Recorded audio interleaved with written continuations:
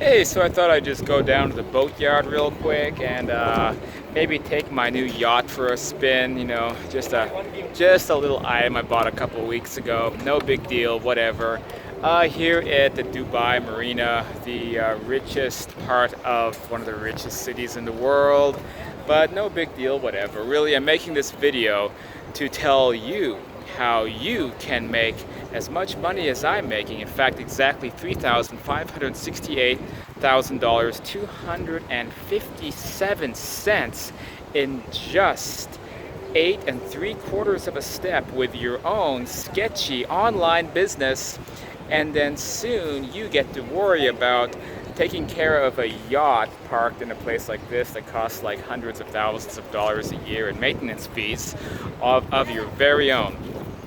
So no, obviously that's just a parody. It's so funny. There's so many of these internet marketing gurus out there. They park themselves in front of something that, like isn't even really their own. Like they lease an Airbnb apartment for a couple of weeks and they're like, here I am living the dream lifestyle in wherever it might be, Dubai. But for this video, I wanted to talk about how expensive it actually is in a place like Dubai. So as I mentioned, this is the Dubai Marina area, and it is the richest part of Dubai, in arguably the richest city in the world. So it's kind of like the center of opulence. And check out these buildings, pretty fantastic, right? Really is an amazing city. I mean, it's so futuristic. But again, what about the price tag? How expensive is it really to live in a place like this? And I've been here a couple days now only, but I've been doing some research, and the results may surprise you. So obviously, this is a city designed for billionaires. So I mean, if if you want to own one of these yachts, I mean, I would imagine that you have you're probably making in the vicinity of 30, 40, 50, 60 million US dollars per year, and there are definitely accommodations to match that scale of luxury. But here's the thing about Dubai, and here's what makes this city so interesting, is that 85% of the city are immigrants and kind of this working class section of foreigners who are basically the people who have built the city. So when you look at these these beautiful skyscrapers and futuristic buildings, really this is built by people from Africa, Filipinos, Indians, and since I've been here, I've only seen a handful of local Emiratis. They represent something like 15% of the population. And so now we lead to a philosophical question, is that who does the city belong to? Does it belong to the Emiratis, or does it belong to the sort of working class group that, has built all of this? This sort of, I'm trying to find a terminology that doesn't sound derogatory, but let's be honest, that the Emiratis basically built a city with a kind of slave labor system. And I mean that literally, because there's a huge scandal where people come and become contractual workers from places like the Philippines, Indonesia, Africa, and their Emirati bosses will take their passports and stop paying them and force them into slavery. And so I believe there's a whole movement against this. There's a website, something like Escape from Dubai. I'm not sure what it is, but it's an NGO that helps get people out of here. So that's the dark side to this city. Nonetheless, I noticed that the immigrant population, though, they live here very, very peacefully, along with lots of expats and foreign business people. And so in a way, as I'm saying, is that it's like the city belongs to them, and as a result of that, this has lowered the prices in Dubai. So it's not nearly as expensive as you might imagine. Now, I say this as somebody coming from having lived in West Los Angeles for the last 5 years. The price to live in the Marina Bay area of Dubai on Airbnb, which inflates the prices, mind you, okay? Airbnb is significantly more expensive than if you were to organically lease an apartment or lease a condo from a private owner. On Airbnb, the price of these residences and some of the buildings you're looking at right here can range anywhere from 4, 5 to 6,000 US dollars per month, down to prices that I've seen as low as $650 or less a month. And those cheap places are perfectly adequate. In fact, I saw a listing on Airbnb, and I actually put the dates during like the prime tourist season, so around November to December, 1 month. And there was a nice like 1.5 bedroom luxury apartment here, and there was less than $1,000 a month. And you would not see something like this in West LA, in Santa Monica. Out there, I mean, some of the cheapest places to live in LA these days would be $1,000 a month, 1 bedroom in North Hollywood. You would not find something that cheap in probably anywhere unless you drove out past LA a ways, you know, unless you went off to maybe like Fresno or somewhere like that. So it's prices are closer to like Phoenix, Arizona. So it's very, very doable. So what about the cost of living?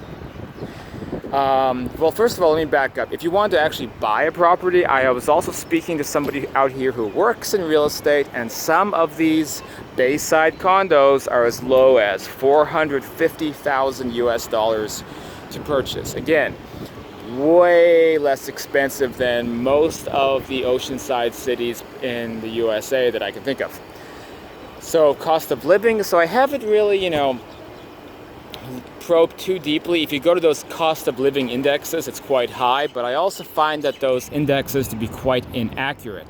It's kind of like there's a real cost of living, and then there's a sort of surface level cost of living.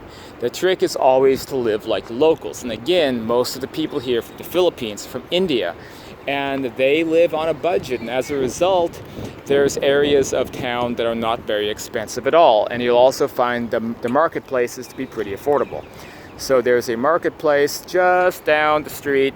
I think it's attached to that building right there. It's called something like Spinney's Market. And it has very fair prices. In fact, let's go ahead and walk that way right now. It has basically lunch and dinner options. Like for lunch, I had a peach iced tea, a side of couscous, and a chicken wrap sandwich, and it was about $5 US. So again, that is cheaper than the States. I think that whole combination back in LA would have been 11 or 12 bucks. And so I think tonight I'm gonna grab some chicken and some hummus and pita bread, and that's not gonna probably cost me more than 3 or 4 bucks. So that's a really good deal if you ask me. So now we know that food is not so bad. What about restaurants and cafes?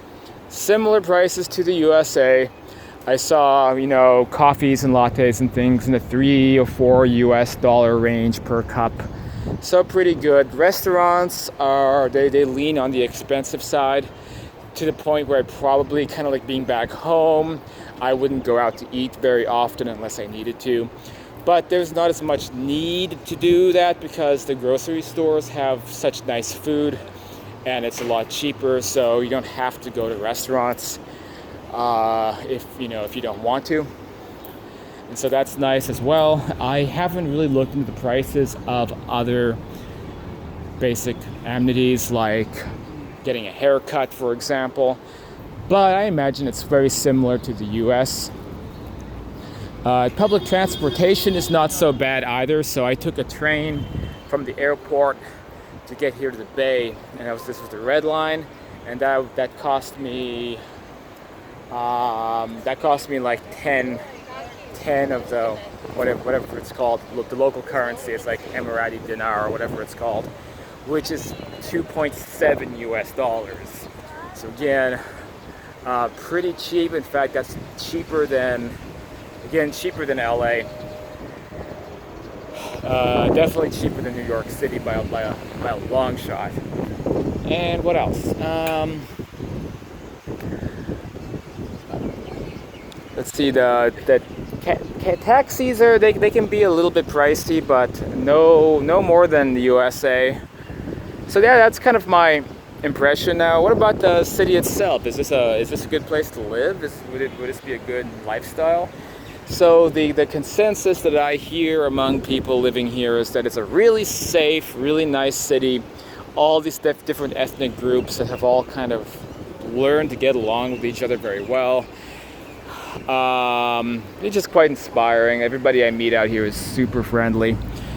But the consensus is that the place gets quite boring, you know. So it's kind of funny. It's kind of this rich man's burden, isn't it? You buy a yacht. You're in the most beautiful, expensive, high-tech city in the world, and you're terribly bored because things shut down at 9 o'clock. There's not really much of an alcohol party culture because it's still a conservative Arabic culture. So you won't find so much of that here.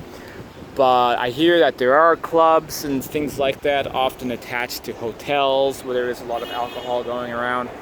If you're into the partying, you might not find so many like nightclubs and things like that.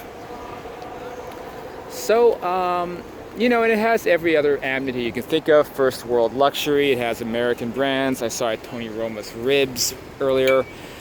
So overall, I would say this is a very doable place to live.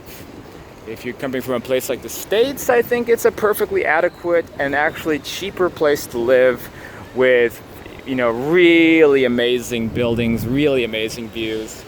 The summers are tough. It's like Phoenix, Arizona weather basically, so you have to get accustomed to that. But it's a pretty cool place. Like if I could find an English teaching job or something, I would consider moving out here. So yeah, that's about basically my impression of Dubai. We're here again in the Marina, and ultimately I prefer like Southeast Asia or the Balkans and places like that. But this place has its perks, and so far I think what I liked about the place the most is, again, how friendly everybody is, and that like everybody has like an interesting story to tell, whether it's the American expats that you meet in the shopping malls, or it's the local workers. Everybody has a story, a reason for being here.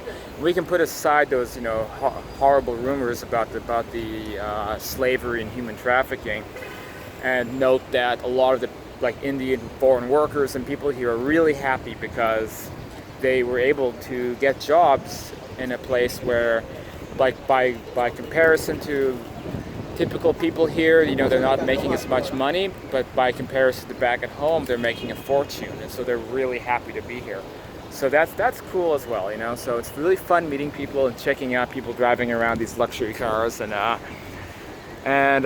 checking out the architecture. And then tomorrow I'll probably go check out the old town of Dubai. People keep telling me to go there, and so I'm going to take a trip out there.